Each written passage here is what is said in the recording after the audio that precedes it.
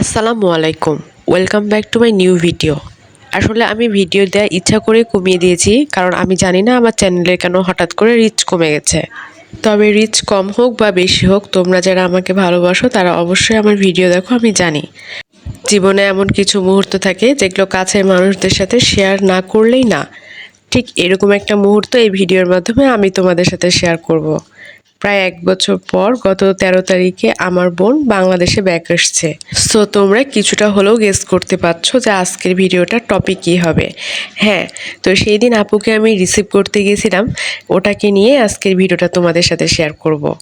আমি শুধুমাত্র একা গেছিলাম না, আমার সাথে গেছিল আম্মু, আলভি, আর আমাদের সাথে থাকে লতাপুর ফ্যামিলি। যেহেতু ওনারা একাই থাকে আর আমরাও মাত্র 3 জন যাব, তাই ভাবলাম যে সবাই একসাথেই যাওয়া যাক, ভালো লাগবে। আর সেই দিনকার ওয়েদারটাও আসলে ঘোরার মতো ছিল।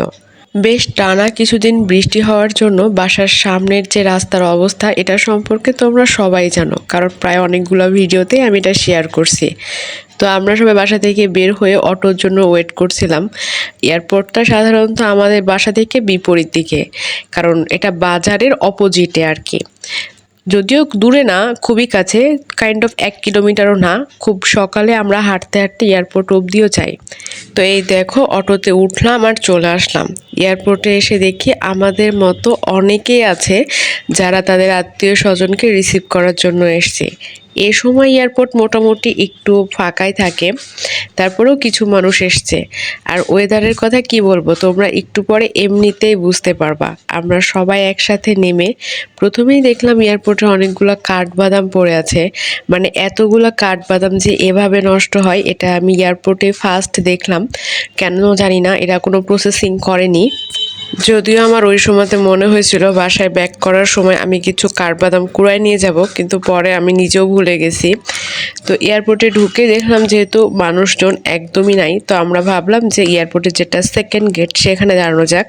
ওই জায়গাটায় এত বেশি বাতাস, আর তোমাদের আগেই বললাম যে ওই দিন কোনো সূর্য ছিল না, অনেক বাতাস ছিল, তাই আমরা এই সেকেন্ড গেটের এখানেই দাঁড়িয়েছিলাম।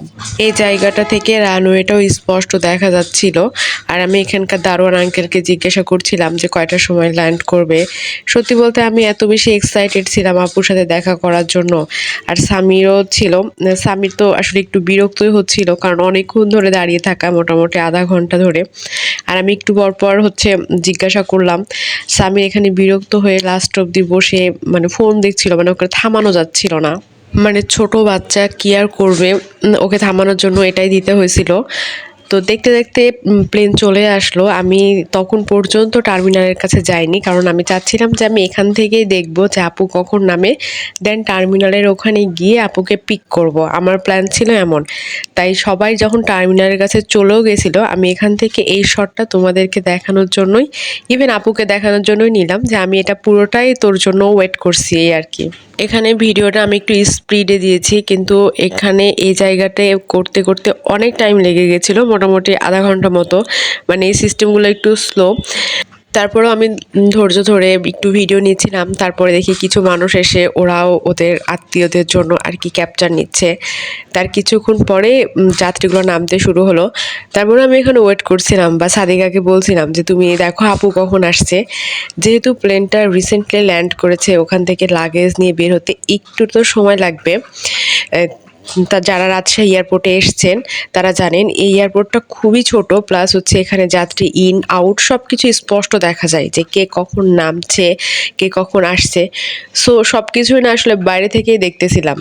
তো প্রথমের দিকে কিছু মানুষ এসেই নেমে চলে আসছে, হয়তো তাদের কোনো লাগেজ ছিল না বা তাদের লাগেজ পাস তাড়াতাড়ি হয়ে গেছে। তারপরে আমি ভাবতেছিলাম যে আপু আসছে না কেন, তো হঠাৎ করে আমাকে তারপরে সাদিকা বলছে যে আন্টিকে আমি দেখতে পাইছি। আর সত্যি বলতে আপুর সাথে আমার প্রায় 1 বছর পরে দেখা। মানে 1 বছরও আমাদের মধ্যে কোনো ভিডিও কলও হয় না, কোনো কিছুই না। তো আমি ফার্স্টে এটাই স্বাভাবিক যে আমি আপুকে দেখে চিনতে পারিনি, মানে বুঝতে পারছিলাম না যে কোনটা, মানে খালি খুঁজছিলাম। তো দেখতে দেখতে যখন ও গেটের কাছে চলে আসে তখনই আমি বুঝলাম যে চলে আসছে। আর সেটাও সেই মুহূর্ত, মানে এটা শেয়ার করার জন্যই পুরো ভিডিওটা আসলে বানানো বলা যায়। তারপর আপুকে রিসিভ করলাম সহি সালামতে, আলহামদুলিল্লাহ। তারপর আমরা বাসায় আসার জন্য প্রিপারেশন নিচ্ছিলাম, কিন্তু লাগেজের জন্য টোকেন দেখানো হয়েছিল না, তাই আবার টোকেন দেখিয়ে আসতে একটু লেট হচ্ছিল। আর এই সময় তো এয়ারপোর্টে মোটামুটি ভালো ভিড় ছিল, কারণ এয়ারপোর্টে যাত্রী বের হচ্ছে আবার ইন করবে।